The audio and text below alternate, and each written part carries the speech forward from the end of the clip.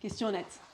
Aujourd'hui, c'est toi qui choisis ce qui te fait bander ou mouiller, ou c'est juste ce que ton feed t'a servi en boucle cette année. Vas-y, repense à ton année, à toutes ces vidéos un peu pareilles que tu as vues, et regarde ce qui t'excite dans ta vie aujourd'hui, maintenant. Soyons cash, si demain, sur ton feed, tu voyais tous les gens qui adoraient une pratique spécifique, qui devenaient valorisés, et quand tu scrolles, tu vois plus que ça, imaginons faire l'amour déguisé en peluche. Une grosse partie de la population deviendrait, sans s'en rendre compte, peluchophile et serait excitée par le fait de faire l'amour déguisé en peluche. Juste parce que l'algo l'aurait choisi. Ça te semble super loin et absurde comme exemple. Et tu as envie de me dire, mais non Aurélie. Ben en fait, c'est déjà le cas. Juste, tu ne t'en rends même pas compte. Parce que c'est plus subtil. Et l'algo, il n'a pas besoin de nous orienter tous vers avoir envie de faire l'amour en peluche. Pour le moment. Parce qu'aujourd'hui, on passe plus d'une heure par jour à scroller des shorts, des vidéos ultra courtes. Un clip d'un short, ça fait à peu près 10-15 secondes. Ça fait donc 200 à 300 mini-shoots d'images par jour sur ton système nerveux. Donc la vraie question, et c'est pour ça que je fais cette vidéo, c'est qui pilote ton excitation, ton désir, pour de vrai? Est-ce que c'est encore toi? Parce que ton cerveau, il n'est pas fait pour regarder 200 clips par jour. Et en fait, juste le fait de regarder ces petits shorts, ces mini-vidéos-là, ça influence ta tête. Même si tu regardes des vidéos de chatons, de jardinage. Parce que ça joue sur ton cerveau. Et que c'est avec ton cerveau que tu fais l'amour. Notre cerveau n'est pas fait pour voir 200 clips ultra rapides et clignotants par jour. Il n'a pas été conçu pour ça à la base. Les études sur les shorts montrent que la répétition, l'exposition répétée à ces contenus très courts, très stimulants, dans ta tête là, renforce un circuit qui est ultra simple. J'ai une mini récompense. Je reclique. C'est une addiction à la dopamine. Et ça, cette hormone-là, elle intervient dans l'excitation, dans le désir et quand on fait l'amour. Imagine juste ça appliqué à la... Ton cerveau, il va associer l'excitation, la dopamine, à des micro-shoots visuels ultra rapides.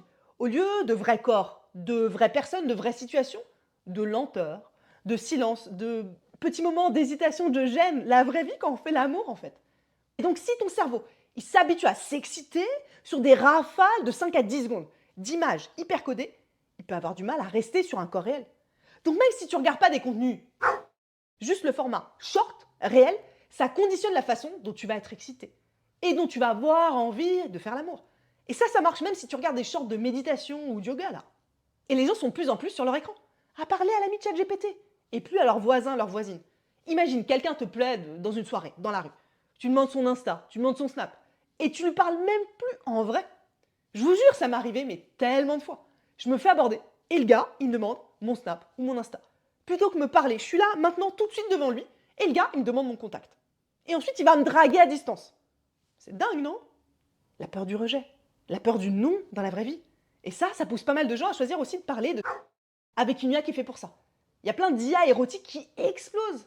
Je vais aller parler de trucs sales avec ma copine virtuelle. Et elle va toujours être d'accord.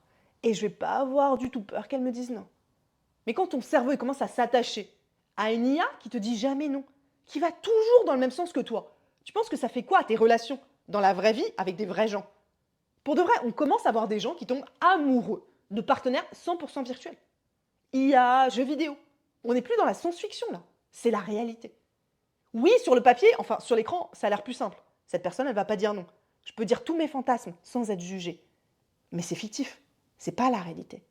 Et quand les gens sont frustrés, quand ils se sentent seuls, peut-être qu'ils vont pas utiliser ce type d'IA, mais souvent ça les pousse aussi à quoi? À regarder plus de... Et il y a sur ces plateformes ce que j'appelle l'illusion du choix. Dans le là que tu vas regarder, tu crois que tu choisis et que tu regardes là-dessus ce dont tu as envie? Tu dis, oui Aurélie, je clique sur ce qui m'excite. Mais en fait, réfléchis 2 secondes. Non, tu scrolles sur un site gratuit, sur ce qui est déjà mis en avant pour toi par la plateforme. Il n'y a pas de catégorie petit cuni tranquillou des familles ici. Le problème avec ces sites, où des millions de gens vont chaque jour, c'est qu'il y a un quasi-monopole d'une seule boîte, qui gère la majorité des contenus X gratuits. En tout ça, ça appartient à la même personne. C'est ultra flippant, non? Ça veut dire que concrètement, une poignée d'algorithmes filtre ce que des millions de gens voient, avant même qu'ils sentent ce qui les excite vraiment. On va choisir pour eux. Donc là, c'est déjà un filtre sur le désir. Et donc cette boîte-là, unique, elle décide via l'algorithme qu'elle met Sur quoi des millions de gens vont se branler. Et donc, elle conditionne, quand tu penses, la des gens dans la vraie vie, de toute la Terre entière. Si demain, ces mêmes plateformes-là, elles décidaient de mettre beaucoup plus en avant certains types de pratiques, d'autres types de corps, la consommation au niveau mondial de ce qui nous excite ou pas, elle suivrait. Et pas parce que tout le monde en aurait rêvé en secret, ou que tout d'un coup, tout le monde se serait déconstruit. Non, juste parce qu'on consomme ce qu'on nous sert. Et ça marche sur les algos et sur ce que vous consommez comme contenu. Parce que le cerveau, il n'est pas neutre. Tu vas peut-être me dire, oui, mais Aurélie, moi, je fais la différence. Je sais que c'est pas la vraie vie quand je consomme ces contenus, que ce soit Insta ou des sites X. Oui, tu le sais mentalement. Mais ton cerveau, lui, il a tout un back-office qui tourne sans toi. Par exemple, il y a ce qu'on appelle la théorie des scripts. On a des scripts dans la tête de ce qui est normal ou pas, de ce qui est excitant ou pas, qui doit faire quoi, dans quel ordre. Tout ça s'inscrit dans notre cerveau.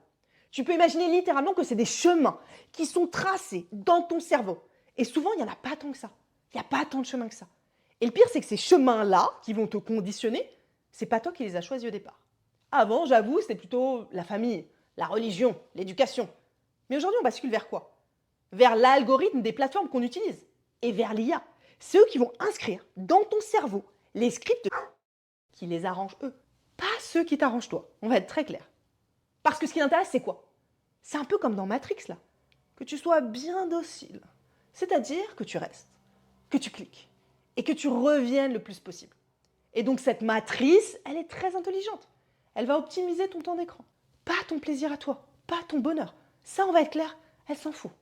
Et plus tu vois un même type de scène, un même type de corps, donc un même type de script, comme au théâtre, plus ton cerveau, il intègre ça comme c'est le script normal, le truc qui doit t'exciter. Et parfois, ça devient même le seul truc qui excite. On voit beaucoup ça avec le... Il y a des gens qui sont excités et qui même ne peuvent plus jouir qu'avec un seul type de pratique précise, genre la faciale. J'ai rencontré un gars comme ça. Il regardait que ça dans les catégories et résultat, au bout d'un moment, pour de vrai, dans la vraie vie, c'était devenu son seul moyen d'éjaculer. Donc avec tout ça, tu comprends que les scripts sexuels de ton cerveau, ils ont été gravés par les algorithmes des réseaux sociaux que tu utilises. Et plus récemment par l'IA aussi. Et pas par tes préférences à toi. Pas par ton choix individuel d'individu libre que moi, j'ai envie que tu sois. Je crois profondément à ça. Que ces libertés, c'est lié. Et c'est pour ça que je suis là. Et c'est pour ça que je fais tous ces contenus gratuits sur la chaîne pour que ce soit accessible à tous. Et il y a un truc qui amplifie encore plus ça. Le fait que tu choisisses pas. C'est ce que les chercheurs ils ont appelé l'effet drift. Plus tu regardes un truc, plus tu t'enfermes dedans sans même t'en rendre compte. Il y a des travaux sur les systèmes de recommandation qui montrent que les algorithmes, ils amplifient les préférences que tu as déjà. En gros, tu regardes X et Y. Eh bien, on va te proposer encore plus de X et Y. Et souvent, X et Y en version plus extrême. Ça, c'est le cas sur les plateformes généralistes. TikTok, Insta, YouTube, mais aussi sur les plateformes. Là-bas, c'est décuplé. Tu regardes surtout de la MILF, du gangbang, du hardcore. C'est pas l'algorithme là qui va te dire tu veux voir un petit cuni tendre, réaliste, ou une vraie meuf a du vrai plaisir? Il va te pousser encore plus la même chose. Et souvent, beaucoup plus hard, beaucoup plus trash. En fait, il a intérêt, l'algo, à t'entraîner dans un crescendo d'excitation pour que tu restes, pour que tu reviennes. Ta dose de dopamine qu'il te donne là, ta récompense, ta petite sucrerie. Reviens me voir, viens chercher bonheur. Même si c'est un bonheur d'esclave. Et ça te pourrit la vraie vie. Tu finis par associer excitation à toujours ce type de scène. Et tu as besoin, surtout même dans la vraie vie, de plus en plus de choses, d'excitation pour ressentir quelque chose. Dans d'autres domaines comme la politique ou les informations, ça crée des bulles de filtre. Tu vois plus que ce qui ressemble à ce que tu as déjà vu.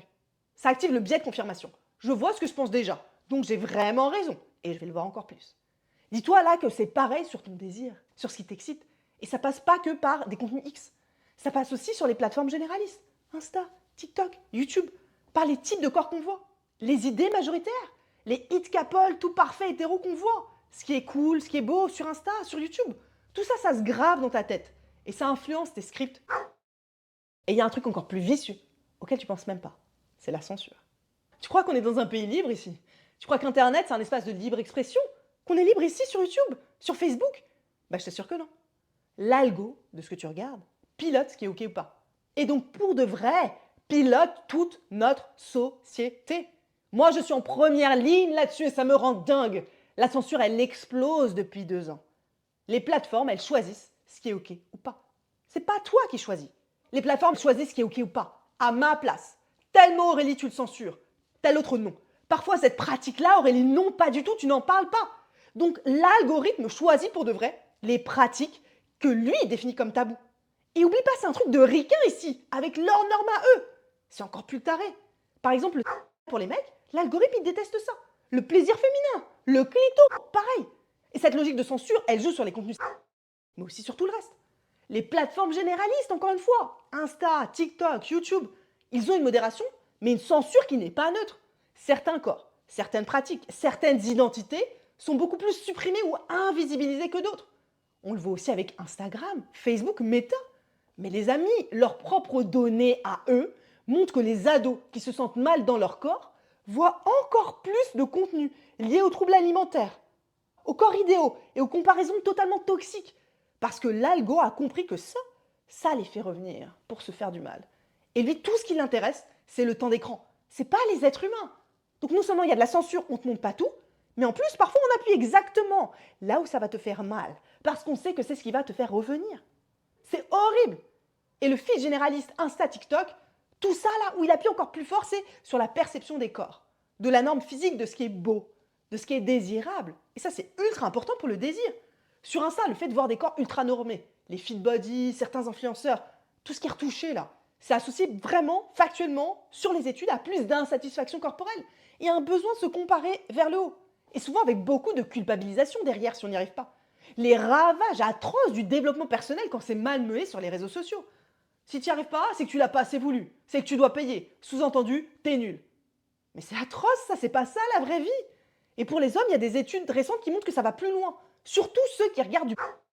Pour de vrai, ça entraîne plus de comparaison corporelle et une plus mauvaise image de soi. Notamment sur la taille de la banane, sur la masse musculaire, sur la soi-disant capacité à pilonner longtemps et fort. C'est dur ça.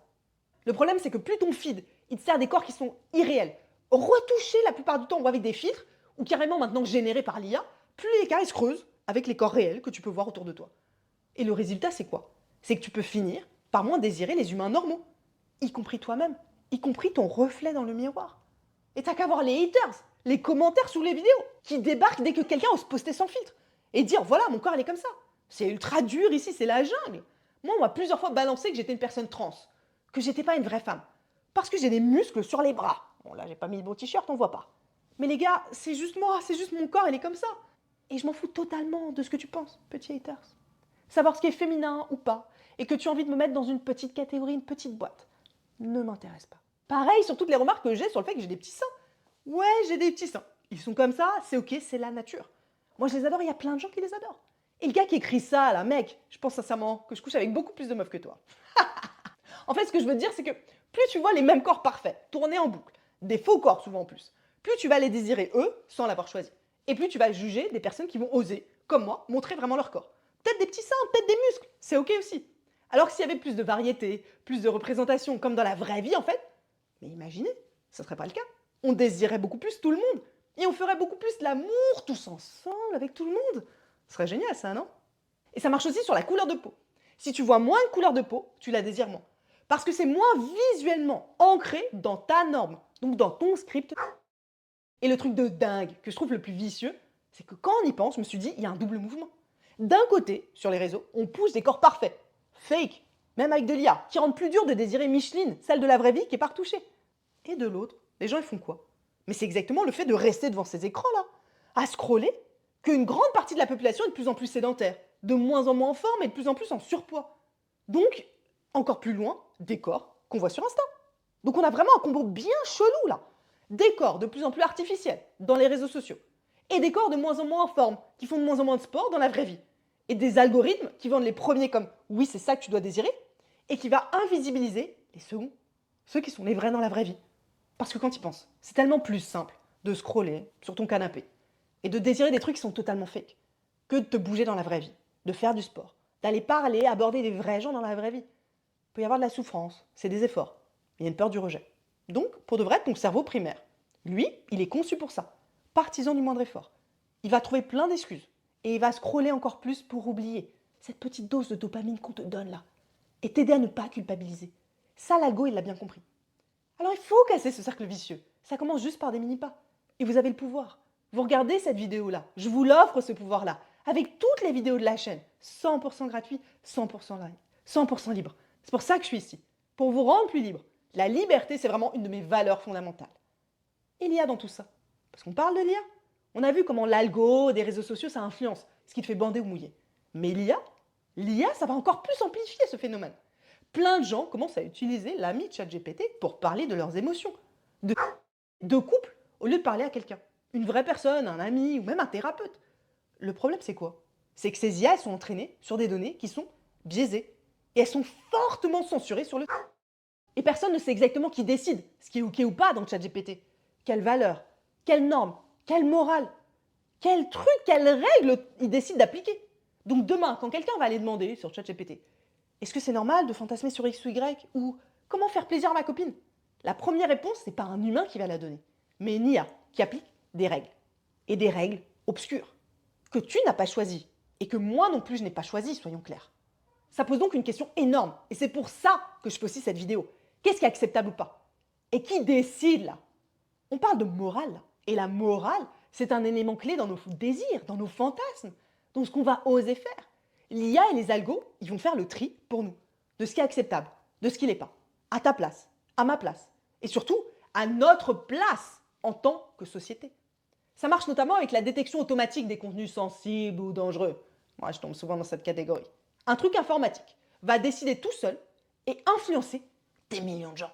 Et parfois vraiment n'importe comment, mais moi je l'ai vu plein de fois. Par exemple, ma vidéo sur le faire l'amour et la ménopause. Elle a été censurée au début. J'ai dû faire une réclamation. L'IA, elle voulait pas qu'on parle de ça. C'était trop sensible. Attends, mais comment proposer à des gens de continuer à kiffer toute leur vie, c'est trop sensible. Le mot ménopause est tabou? Pour de vrai? Mais j'ai pas envie d'y croire. C'est quoi cet agisme? Et le risque énorme avec ça, c'est que certains fantasmes minoritaires, des kinks, des orientations non normées, deviennent progressivement invisibilisés. Et ça renforce la honte. Je ne vois jamais de personnes comme moi sur les réseaux, donc je dois être bizarre. Et puis si tu le vois pas, tu sais même pas que ça existe. Donc c'est difficile d'y penser, d'en parler et de le tester. Moi, ça m'est arrivé avec plein de pratiques. Des trucs que j'avais jamais vus, dont j'avais jamais entendu parler. Et un jour, à une soirée, je découvre. Je me dis, ah, waouh, ça existe, on peut faire ça? Ok. Et là, je me pose la question, oui ou non, est-ce que j'ai envie d'essayer? Je redeviens libre en tant qu'individu. Et moi, j'ai vraiment vécu ça de plein fouet avec le fait de ne pas être hétéro. J'aime faire l'amour avec des hommes, avec des femmes, avec des personnes non binaires. Et en fait, on voit pas trop ça pour de vrai. Les bi, les pans, on est super invisibilisés. C'est comme s'il y avait que les hétéros ou les homos. Donc moi, longtemps, j'ai pensé que j'étais hétéro. Juste parce qu'il n'y avait pas vraiment de représentation de bi et de pan. De gens qui aimaient les deux. Et comme moi, j'étais attirée par les hommes, je me suis dit, je suis attirée par les hommes, ça veut dire que je suis hétéro. C'était binaire dans ma tête. T'es pas homo, Aurélie, parce que t'es attirée par les hommes. En fait, il y avait un troisième choix auquel j'avais pas pensé. Et donc, si tu fais rien, les algorithmes, ils t'apprennent un script. Hétéro, macho et blanc, par défaut. Et ça peut pousser même des idées masculinistes, des idées macho, tout pourries, dans un gars très bien. Qui ensuite, c'est peut-être votre cas, va devoir faire tout un travail de déconstruction. Comme si dès la naissance, on nous donnait à manger que du McDo. Et qu'après, derrière, il fallait se trouver une façon de s'en sortir. Donc tu peux choisir d'élargir toi, pour reprendre le pouvoir du choix. Même si tu es hétéro d'ailleurs, hein, pour être plus fluide et plus libre dans ce qui t'attire. Juste pas être bloqué en fait dans 3, 4, 5 scripts, mais vivre une expérience du plaisir plus large. C'est pour ça que je fais plein de vidéos très différentes sur la chaîne. Et il y a des travaux qui montrent que les plateformes et les algorithmes, elles renforcent aussi les scripts de genre homme, femme, qui parle, qui prend, qui se donne, quel rôle vraiment.